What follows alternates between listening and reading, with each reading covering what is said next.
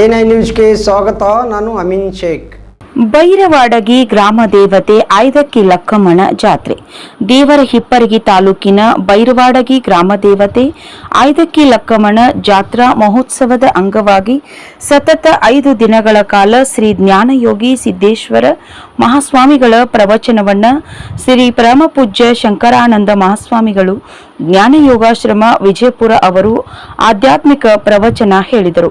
ಯುಗಾದಿ ಹಬ್ಬದ ದಿನದಂದು 1993-94ನೇ ಸಾಲಿನ ಎಸ್ಎಸ್ಎಲ್ಸಿ ಗೆಳೆಯರ ಬಳಗದಿಂದ 151 ಕುಂಭಮೇಳ ಮೆರವಣಿಗೆಯನ್ನ ಗ್ರಾಮದ ಮಹಿಳೆಯರು ಕುಂಭ ಹೊತ್ತು ಗ್ರಾಮದಲ್ಲಿ ಪ್ರಮುಖ ಬೀದಿಗಳಲ್ಲಿ ಕುಂಭಮೇಳವನ್ನ ಸಂಚರಿಸಿ ಗ್ರಾಮದ ಲಕ್ಕಮ್ಮ ದೇವಿ ದೇವಸ್ಥಾನದವರೆಗೆ ತಲುಪಿತು.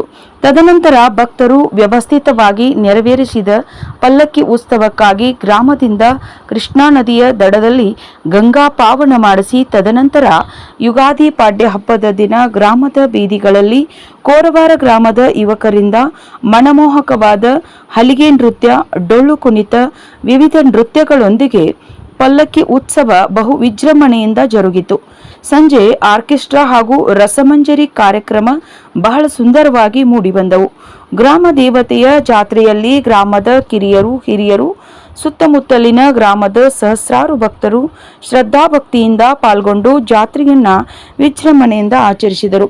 ಗ್ರಾಮದ ಹಿರಿಯರಾದ ಶಂಕರಗೌಡ ಪಾಟೀಲ್, ಚನ್ನಪ್ಪಗೌಡ ಪಾಟೀಲ್, ಗುಂಡುಗೌಡ ಹಿರೇಗೌಡ್, ಹನುಮಂತ ಡಂಬಳ್, ನಿವೃತ್ತ ಶಿಕ್ಷಕರಾದ ಸಂಗಣ್ಣ ಸೋಮಪುರ್, ಆರ್ಐ ಗಡಿಗೆಪ್ಪಗೋಳ್, ಸಂಗಣ್ಣ ಹೊಕ್ಕುಂಡಿ, ಗ್ರಾಮದ ಹಿರಿಯರು ಗುರಣ್ಣ ಮಡಿವಾಳರ್, ಸಂಗಣ್ಣ ಬಿರಾದಾರ್, ಸಿದ್ದಣ್ಣ ಉತ್ನಾಳ್ ಸೇರಿದಂತೆ ಅಪಾರ ಭಕ್ತರು ಭಾಗವಹಿಸಿದರು.